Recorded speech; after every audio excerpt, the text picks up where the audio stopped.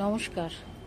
এখন এখন টমির দাদু স্নান করাচ্ছে সাবান দিয়ে,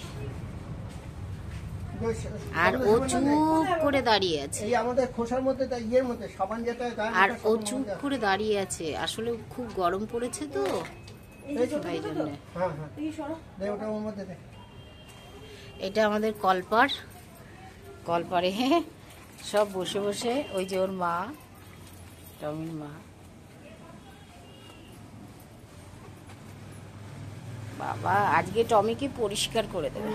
বিয়ে তো সামনে না, বিয়ে সামনে। এই গর্তে পড়ে যাচ্ছে দেখিস। উপরে যাও।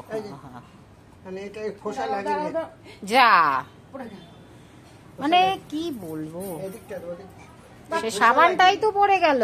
না না, বড় সাবানটা পড়েনি, ছোটটা গন্ধটা তো পড়ে। এবার আমি ধরছি বুকে। আমি রাখছি,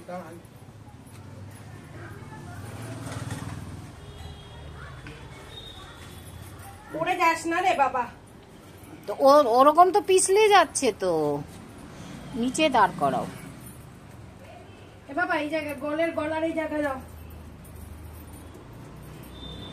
বাবা ও চুপ করে দাঁড়িয়ে আছে। নখে লাগলো আমার। দাঁড়াও, মুখটা গন্ধ হয়ে গেছে।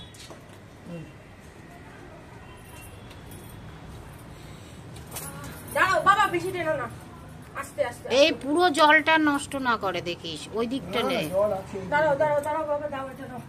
এবার নিচে রাস্তায় নামো। লাগাতেই পারিস না, রিম আন না রিম, সাবান আন নয়, অনেক সাবান দিয়েছিস আবার।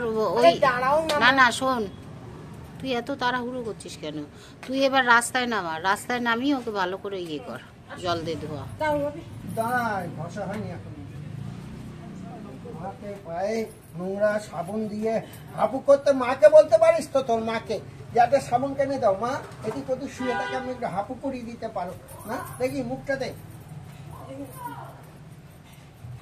এই জায়গাটা দেখি, এই জায়গাটা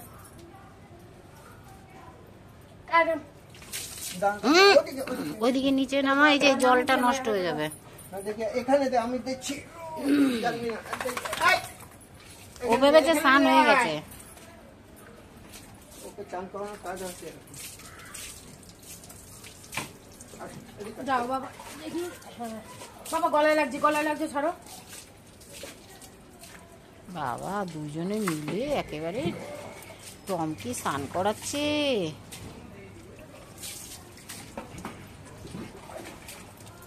আর টমও তো আছে বাবা, দাঁড়িয়ে থাকে কি সুন্দর। দাঁড়াও টম দাঁড়াও।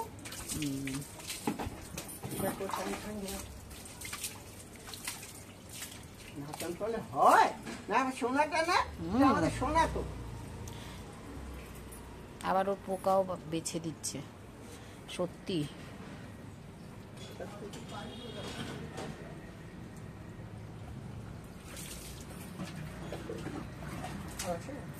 দেখছি তো।